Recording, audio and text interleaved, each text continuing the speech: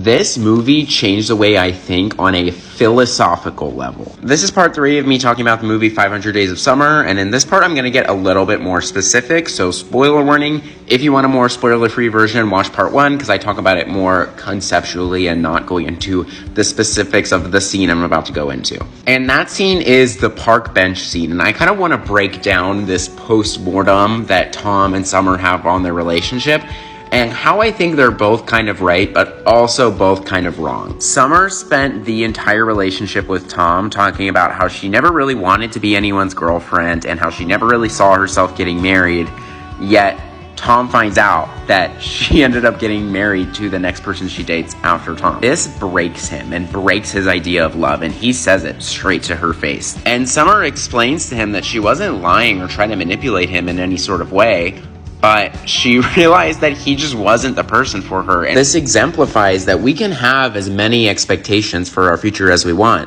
but at the end of the day, we don't know what we want until we're there, and our expectations and our life changes. And as upsetting and painful as it is for Tom, it's not her fault that he's not the person for her. Tom still can't wrap his head around this, and he says, you never wanted to be someone's girlfriend, but now you're somebody's wife. And what Summer says after hits me in the heart, but kind of in the best, juiciest way, because she says, one day I just woke up and knew what I was never sure of with you. And that perfectly sums up this entire conversation and this entire story about love, that meeting one person and one experience can change an entire concept you have on life. And it's not personal, but you can't hold someone responsible for not feeling the same way. And the irony of this scene is that while they both had completely opposite ideas of love at the beginning, in this scene they flip. So now Summer is the one trying to convince Tom that true love exists, and Tom is the one who cannot comprehend it and doesn't understand how it could possibly be real. And Summer says, you weren't wrong about love. It's just me that you weren't right about. Now, the part in this scene where I think Summer is really in the wrong is when he talks about the wedding and says,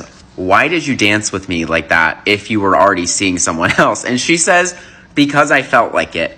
And I think that's the point. The point is that we're not supposed to like that. To convey the message that not every single person has a perfectly logical and rational decision or explanation for all of their actions. And especially with something like love, if you spend so much time trying to rationalize it, you will never be able to do that because it's not rational.